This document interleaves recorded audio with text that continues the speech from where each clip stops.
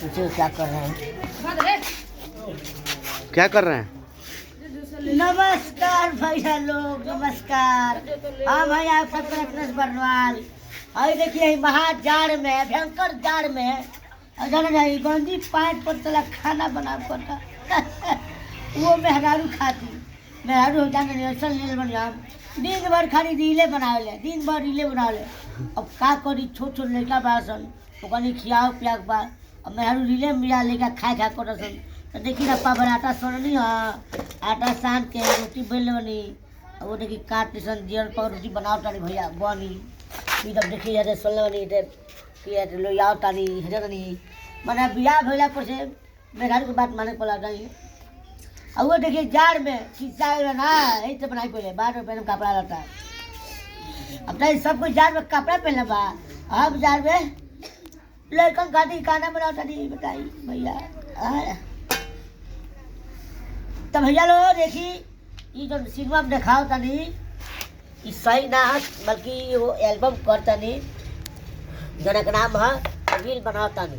तो रील बनाओ तनी में हम अब दो पति पत्नी मालो जो आज के हालात बा सच्चाई बा कि आजकल के जो मॉडल युग की लड़कियां होते सन जो पत्नी बनते सन। मर्द लोग खाना बनाता, मर्द लोग दुकान जाता, मर्द लोग बाहर कमाता है लेकिन कहाँ कहाँ घर में किराता सन आ मेरा रील बनाते सन है नो। मर्द लोग भर चलो मोबाइल पकड़ी चली पकड़े चलो गाना डांस कर ले है ना। वे हाल ही बा एल्बम में जो एल्बम हमारा है 3 या 4 तारीख के आई।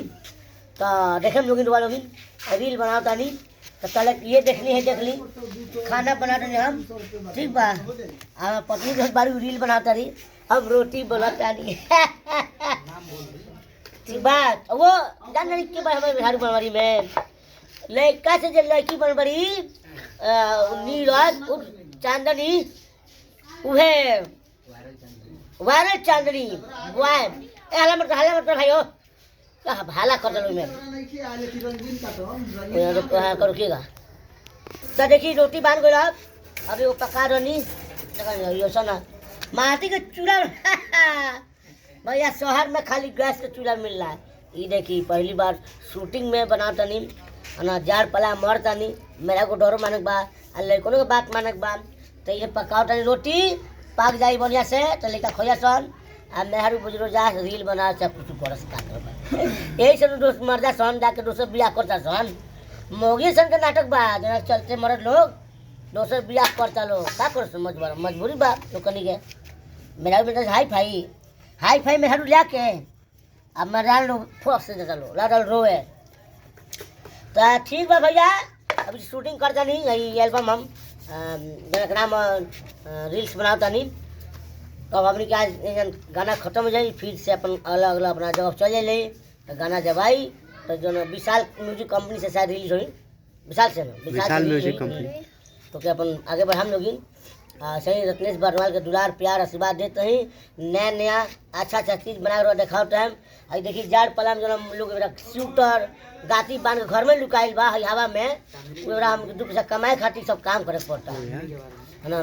तो चांदनी के जब देखल साथ में ओ चांदनी चल गई चांदनी चल गई भैया। चांदनी के चांद है बारे ठीक बा ना चांद के उजागर करी लोगी तो चांदनी अपने आप आजी है ना बहुत चांदनी मिली लोग। तो ठीक बा ऐसा ही दिखाते हैं प्यार प्यार देते हैं हमारे वीडियो को भी लाइक करें रत्नेश बर्नवाल ब्लॉग पेज के भी हम आगे बढ़ाते हैं हम लोग यूट्यूब चैनल के मालूम है रत्नेश बर्नवाल ब्लॉग्स अपने इंस्टाग्राम सब मालूम है। जय हो जय भारत जय भोजपुरी जय।